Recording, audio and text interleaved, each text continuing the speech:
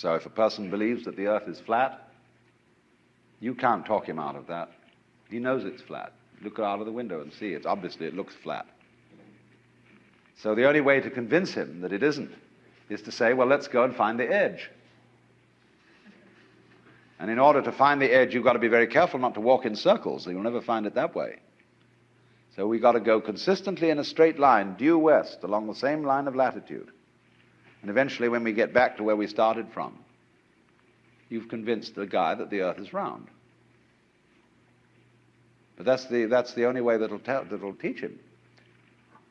Because people can't be talked out of illusions. Well, now, there is another possibility, however.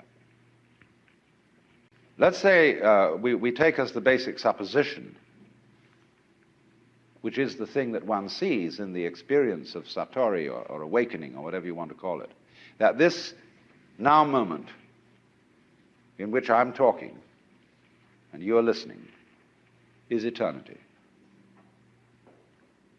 That although we have somehow conned ourselves into the notion that this moment is rather ordinary and that we may not feel very well and that we're sort of vaguely frustrated and worried and so on, and that it ought to be changed.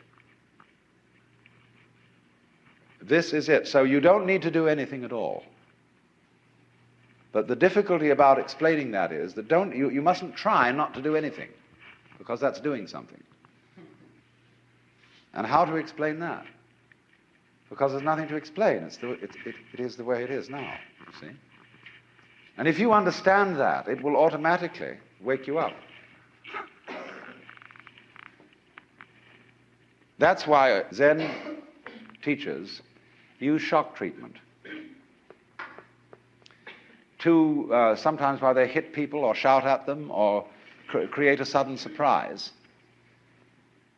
Because it is that jolt that suddenly brings you here. See, there's no road to here, because you're already there. And if you ask me, how am I going to get here? It'll be like the famous story of the American tourist in England who asked some yokel the way to Upper Tuddenham, little village. And the yokel scratched his head and he said, "Well, sir, I do know where it is, but if I were you, I wouldn't start from here."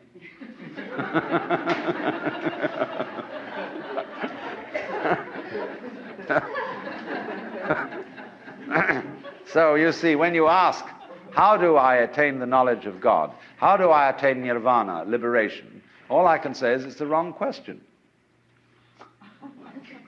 Why do you want to attain it? Because the very fact that you're wanting to attain it is the only thing that prevents you from getting there. You already have it. But of course, it's up to you. It's your privilege to pretend that you don't. That's your game. That's your life game. That's what makes you think you're an ego. And when you want to wake up, you will. Just like that. If you're not awake, it shows you don't want to. You're still playing the hide part of the game. You're still, as it were, the self, pretending it's not the self. That's what you want to do. So you see, in that way, too, you're already there. When you understand this, a funny thing happens. And some people misinterpret it. You will discover, as this happens, that the distinction between voluntary and involuntary behavior disappears. You will realize that what you describe as things under your own will feel exactly the same as things going on outside you. You watch other people moving, and you know you're doing that. Just like you're breathing or circulating your blood. If you don't understand what's going on, you're liable to get crazy at this point and to feel that you are God in the Jehovah sense. To say that you actually have power over other people so that you could alter what they're doing, and that you are omnipotent in a very crude, literal kind of Bible sense, you see? And a lot of people feel that and they go crazy. They have to put them away. They think they're Jesus Christ and that everybody ought to fall down and worship. That's only they got their wires crossed. They haven't been able to, this experience happened to them, but they don't know how to interpret it. So be careful of that. Jung calls it inflation. People who get the holy man syndrome, that I suddenly discovered that I'm the Lord and that I'm above good and evil and so on, and that therefore I start giving myself airs and graces. But the point is everybody else is too. If you discover that you're that, then you ought to know that everybody else is. Well, for example, let's see how in other ways you might realize this. Most people think when they open their eyes and look around that what they are seeing is outside. It seems, doesn't it, that you are behind your eyes, and that behind the eyes there is a blank. You can't see at all. Turn around and you see something else in front of you. But behind the eyes there seems to be something that has no color. It isn't dark, it isn't light, it's just, it's there from a tactile standpoint. You can feel it with your fingers, although you don't get inside it. But what is that behind your eyes, you see? Well, actually, when you look out there and see all these people and things sitting around, that's how it feels inside your head. The color of this room is back here in the nervous system, where the optical nerves are at the back of the head. It's in there. It's what you're experiencing. What you see out here is a neurological experience. Now, if that hits you, and you feel sensuously that that's so, you may think that then therefore, the external world is all inside my skull.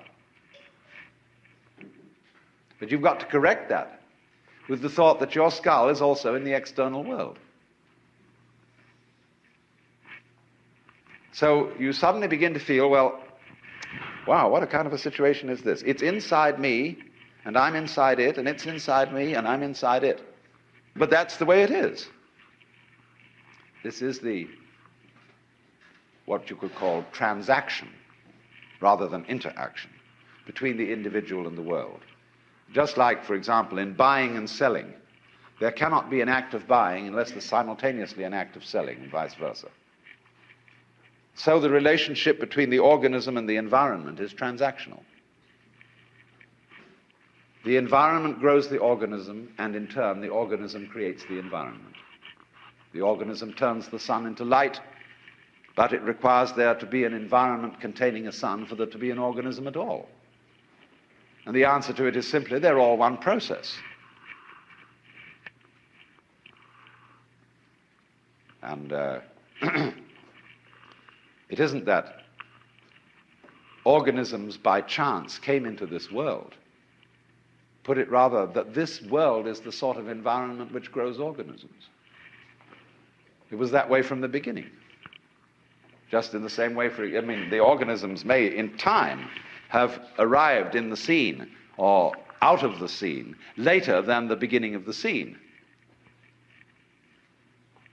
But from the moment it went bang in the beginning, if that's the way it started, organisms like us sitting here, were involved in it. You see, look here, let's take the propagation of an electric current. I can have an electric current running through a wire that goes all the way around the Earth. And here we have our power source, and here we have a switch. All right. Here's the positive pole. Here's the negative pole. Now, before that switch closes, the current doesn't exactly behave like water in a pipe. There isn't current here waiting to jump the gap as soon as the switch is closed. The current doesn't even start until the switch is closed from the positive pole. It never starts unless the point of arrival is there. Now, it'll take an interval for that current to get going, and circuit, if it's going all the way around the Earth. It's a long run. But the finishing point has to be closed before it will even start from the beginning. In a similar way, although in the development of any physical system, there may be billions of years between the creation of the most primitive form of energy and then the arrival of intelligent life. That billions of years is just the same thing as the trip of the current round the wire. It takes a little time. But it's already implied. It takes time for an acorn to turn into an oak. But the oak is already implied in the acorn. And so in any lump of rock floating about in space, there is implicit human intelligence. Sometime, somehow, somewhere. They all go together. So don't differentiate yourself and stand off against this and say, I am a living organism in a world made of a lot of dead junk, rocks and stuff. It all goes together. Those rocks are just as